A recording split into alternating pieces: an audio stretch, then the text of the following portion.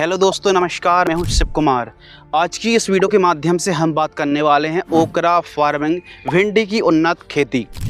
इस समय यदि फरवरी एंडिंग और मार्च के समय, मार्च मध्य में यदि आप भिंडी की खेती करेंगे तो बहुत अच्छे आपको रेट मिलेंगे।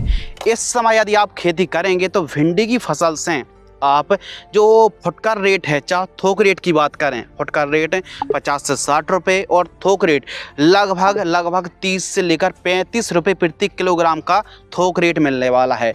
तो आप ज़रूर इस समय भिंडी को ज़रूर लगाएं। क्यों? क्योंकि कम लागत है। दूसरी बात, लागत कम के साथ साथ कम सिंचाई के साधन, कम खाद दवाइयों की आवश्यकता पड़ेगी और जल्दी से जल्दी ग्रो हो जाएगी। क्योंकि ठंड के दिनों पर, सर्दियों के दिनों पर जो पौधा है ना, वो अपनी चाल नहीं पकड़ पाता है, तो ग्रो पौधा अच्छे से होगा इस समय। तो आप भिंडी की खेती करेंगे ना, तो आप ये मान लीजिए लगभग 1.5 से 2 लाख रुपये बड़े आराम से कमाई कर सकते हैं।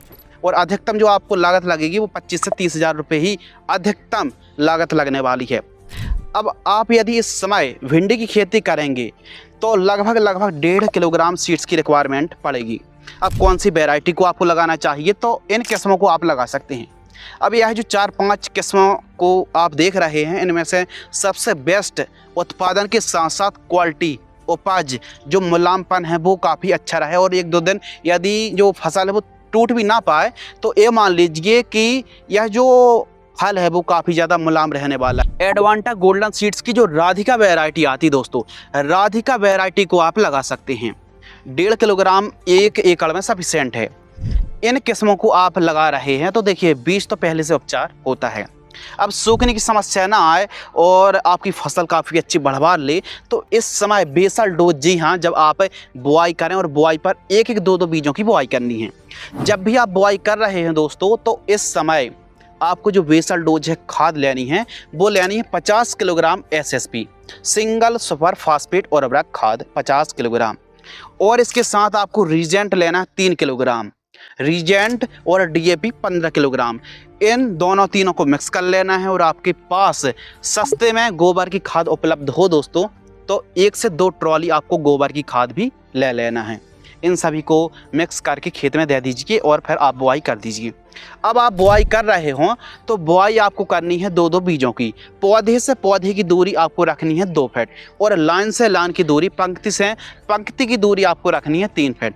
इस हिसाब से मैनेज करके, मेंटेनेंस करके आप बुआई कर दीजिए। और जो खेत की आपको तैयारी करना है, जितनी ज़्यादा मिट्टी भुरभुरी होगी, क्योंकि खेत की तैयारी करते समय, खेत की तैयारी तो सभी किसान भाई कर लेते हैं, लेकिन जो मिट्टी भुरभुरी है वो काफ़ी अच्छी भुरभुरी होनी चाहिए। जितनी अच्छी आपकी मिट्टी रहेगी, भुरभुरी रहेगी, उतना अच्छा आपको फ़ायदा होगा। अब आपकी जो खेत है बहुत अच्छी उपजाऊ क्षमता है, उर्वरक क्षमता बहुत अच्छी है, तो फिर गोबर की खाद कम करके, उर्वरक खादों को कम करके भी ऑर्गेनिक तरीके से भी आप चाहें तो खेती कर सकते हैं। यानी उपजाऊपन है तो उर्वरक खादों की मात्रा को कम कर लीजिए, लो कर लीजिए। ऑर्गेनिक कंपोनेंट्स जो खादें आती हैं उनका प्रयोग आपको करना चाहिए, पहली बात। दूसरी बात, आपने बुआई कर दी, खेत की तैयारी कर ली, एकदम बीज का सिलेक्शन कर लिया है।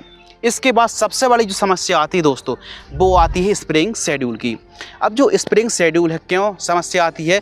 क्योंकि भिंडी की फसल पर अभी तो देखिए गर्मी थोड़ा स्टार्ट हो रही है, तो गर्मी के समय पर प्रमुख रूप से भिंडी की फसल पर एफिड, जैसिड, थ्रिप्स, सफ़ेद मक्खी, कैटरपिलर, फॉल आर्मी वर्म की समस्या देखने के लिए मिलेगी। और फंगस पर पाउडर मिल्ड्यू, डाउनी मिल्ड्यू, विलाइट, इनकी समस्या देखने के लिए काफ़ी ज़्यादा मिलती है। और कोकड़ा रोग, मोज़ेक वायरस, यह काफ़ी रेयर समस्याएं होती हैं। तो ऐसी कंडीशन पर आपको जो स्प्रिंग शेड्यूल चलाना है, वो फर्स्ट स्प्रे आपको जब आपकी फसल बुआई से 15 से 18 दिन के आसपास की होती है। तो ऐसी कंडीशन पर M45 मैंगो जब 75% जो फंगिसाइड आती है वो आपको लेनी है 40 ग्राम। और UPL की साफ फंगिसाइड 40 ग्राम 15 लीटर पानी घोल करके स्प्रेइंग करना चाहिए।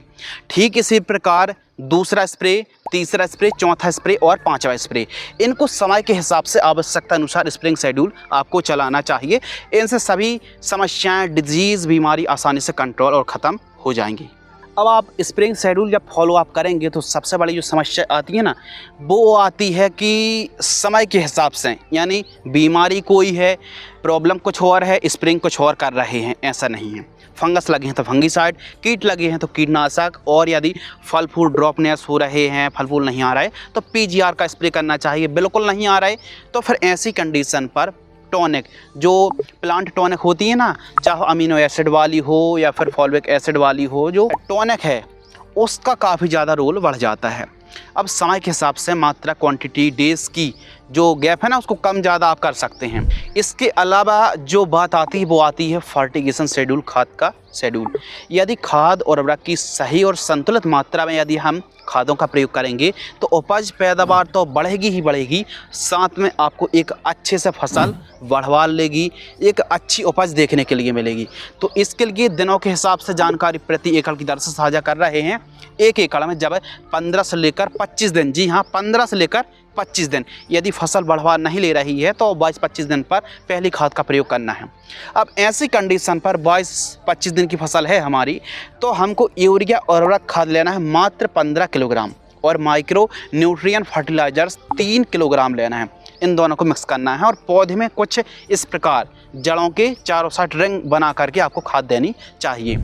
इसके अलावा सिंचाई करनी खाद देने के बाद। सेकंड जो खाद है, जब हमारी फसल दोस्तों लगभग 30 से 40 दिन के बीच में होती है, लगभग फर्स्ट खास 15 दिन का गैप रखना है। इस बीच में आपको जो खाद देनी है वो देनी है यूरिया और उर्वरक खाद मात्र 20 किलोग्राम, जी हाँ 20 किलोग्राम लेना है। और इसके साथ आपको मिक्स करना है जिंक सल्फेट। जिंक सल्फेट आपको लेना है 33% वाला 3 किलोग्राम। इन दोनों को मिक्स करके उसी हिसाब से आपको प्रयोग करना चाहिए। ठीक इसी प्रकार जो 2 खादों के नाम बताए हैं, तीसरी खाद, चौथी खाद और पांचवी, आवश्यकता अनुसार जैसी फसल बढ़वा ले उस हिसाब से खाद शेड्यूल चलाना चाहिए। अब यह सभी की सभी एक्टिविटी करने के बाद बात आती है रेट की। तो जो रेट है, जो बाज़ार भाव है, थोक रेट आपको 30 से 35 रुपये प्रति किलोग्राम के बड़े आराम से मिल जाएंगे। एक एकड़ में पैदावार कम से कम, हम मिनिमम की बात कर रहे हैं, कम से कम 60 से 70 और 80 क्विंटल तक आप ले जा सकते हैं, यानी 65-70 क्विंटल एक एकड़ में मान लीजिए। अब जो लागत है, एक एकड़ में आप खेती करेंगे तो लगभग 20,000 रुपये से लेकर 30,000 रुपये के अराउंड आने वाली है लागत, कॉस्ट आने वाली है।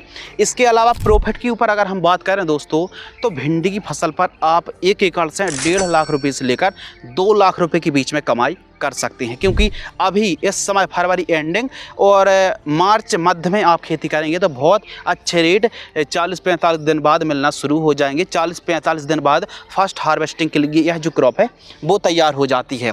इसके अलावा दोस्तों हम बात करें सिंचाई, बहुत इंपॉर्टेंट टॉपिक है। देखिए इस समय क्योंकि सर्दियाँ धीरे धीरे डाउन हो रही हैं और गर्मियाँ थोड़ा सा दिन का जो टेम्परेचर है वो कहीं ना कहीं धीरे धीरे बढ़ता जा रहा है।